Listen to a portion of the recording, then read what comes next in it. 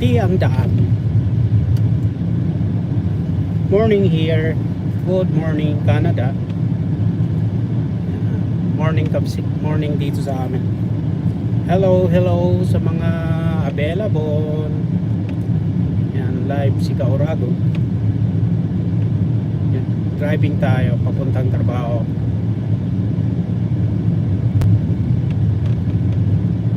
Puti ng daan. Grabe oh.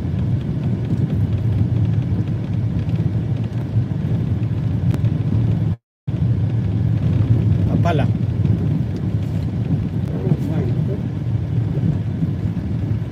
Kinakabig.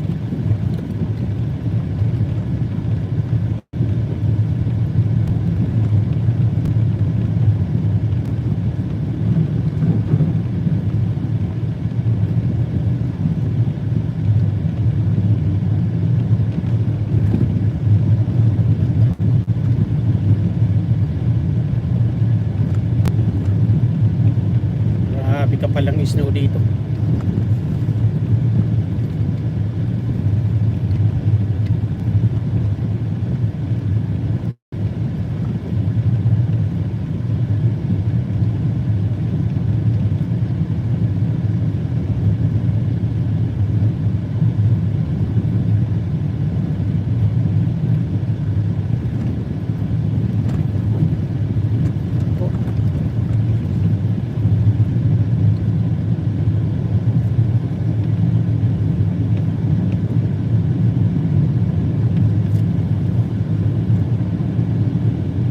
Buhay Winter Canada.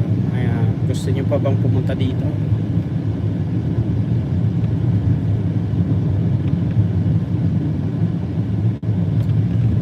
Sa totoo lang guys, mga Kauragon, hindi naman lahat ng oras, hindi lahat ng panahon ganito yung weather ng panahon namin dito. Ayan, ang temperatura minus 25, feels like minus 35 ito.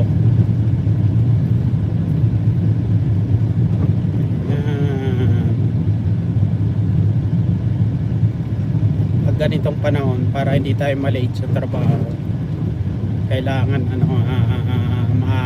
agaan ng kaunti para yung hindi tayo nagmamadali, lalo na pag ganito, dahil hindi natin makuha yung speed limit. Paano tayo makaka speed limit dito kung ganito nga yung daan? Grabe oh. Sana maya or mamayang hapon mag snow clearing sila. Pero na snow clearing na nila to kahapon. Pero syempre hindi pa rin na pulido yung kasi malamang nadagdagan, bumuhos pa rin ng snow.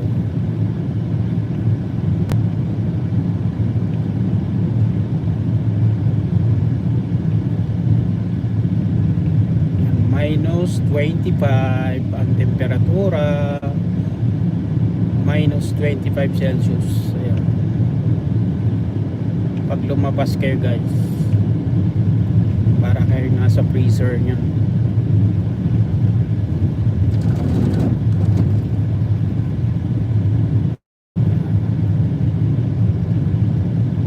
Gasa itong aking sasakyan,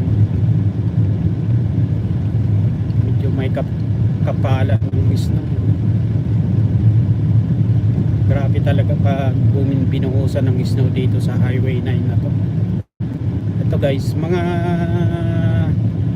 10 minutes pa, mga 10 minutes drive, nasa border na ako, border ng US.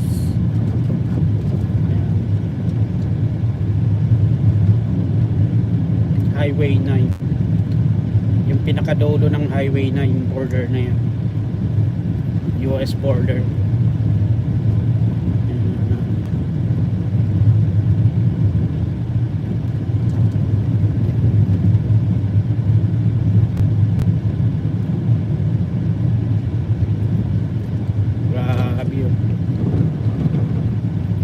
nasayat.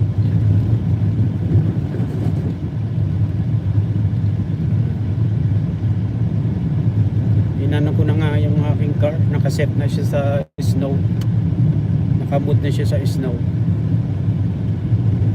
Ito kasing car ko may ano to, pwede mong halimbawa tumatakbo ko ng gravel road, gravel, pwede kong isiting sa gravel road. Tapos pwede ko ring normal takbo. Pero ngayon naka-snow ko. Sinet ko sa snow. Yan ang problema dito, kaya gitna na lang tayo. Mapunta tayo sa ditch. Ito na yung Pabulusok ko.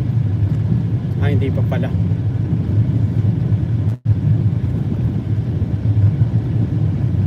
Madilim pa, no?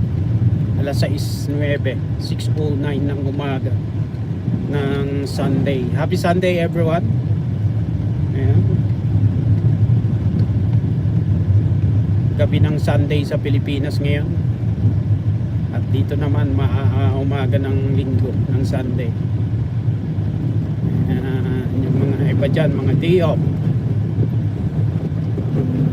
Grabe tulog, oh. Problema pagbaba ko dyan, guys, yung bridge dyan sa baba, kalahati lang ginagawa kasi.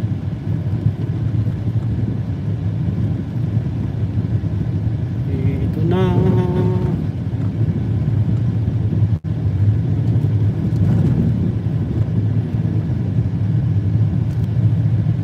Ay, buhay winter sa Canada. Yan. Gusto niyo pa bang pumunta dito? Siyempre naman, ang daming nangangarap kaya na makapunta rin or makarating din dito sa Canada. Huwag nating i-discourage yung iba.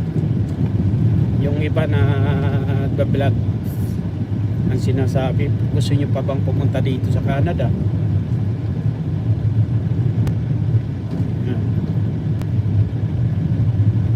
Maraming naghahangad, maraming nangangarap na makarating dito sa Canada. Siyempre, bakit hindi? Kaya wag natin silang i-discourage.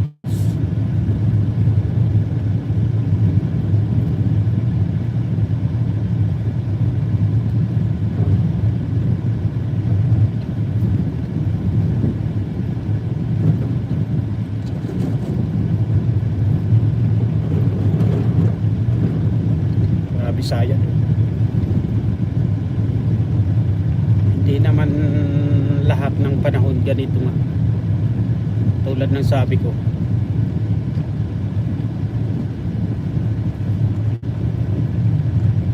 mga nasa sa loob na isang taon, siguro mga nasa 20%.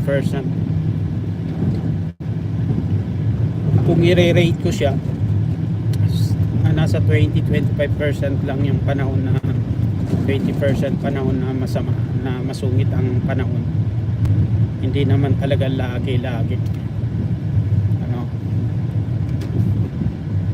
kasalubong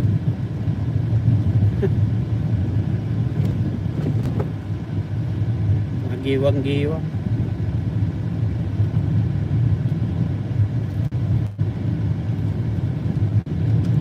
Hindi naman lagi ganito. Kaya sige lang, tara, punta kayo dito sa Canada.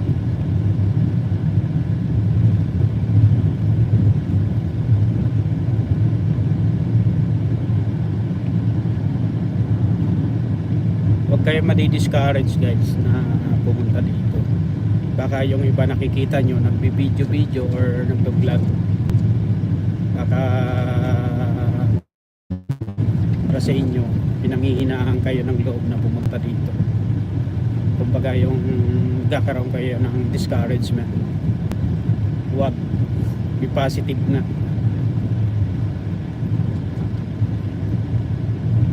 Sabi nga nila,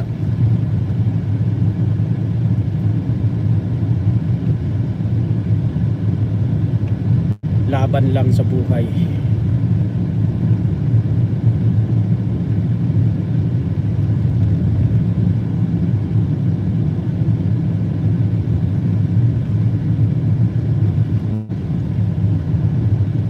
Malapit-lapit na tayo sa sabi kong pabulusok pababa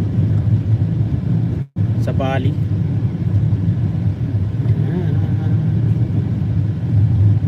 Ginagawa kasi ang bridge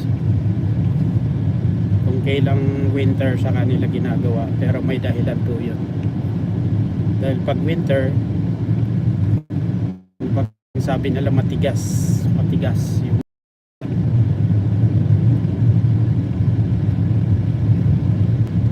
tama ba, makabaliktad yung sinasabi ko.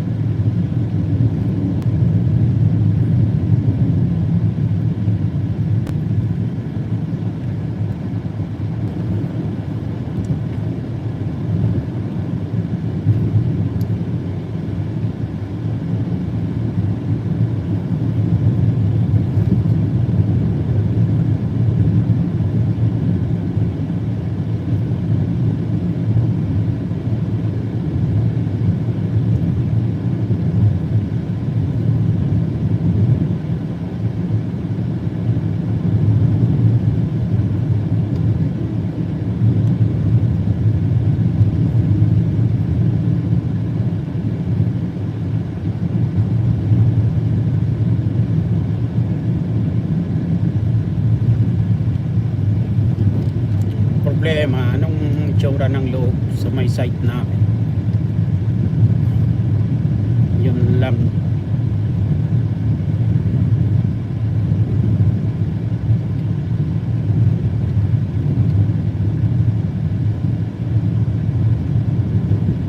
Ang lagay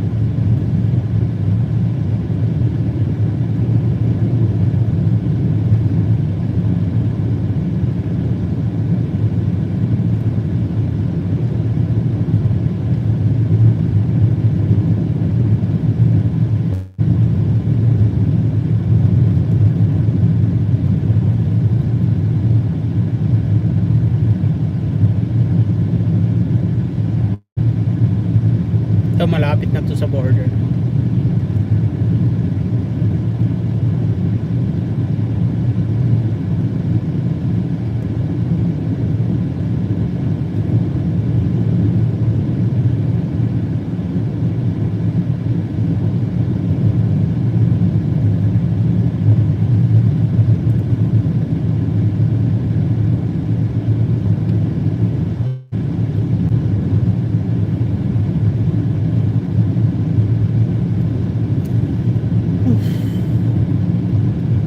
Mga 3 kilometers border na, US border.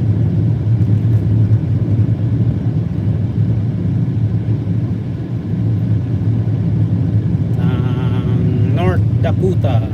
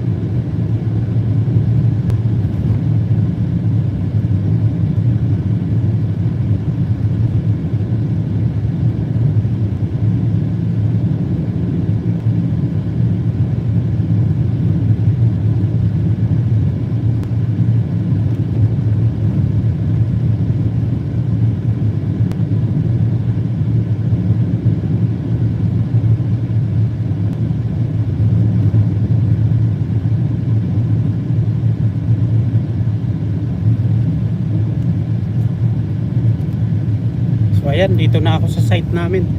Bawal ang video sa loob namin, sa loob ng site. So dito na lang muna guys.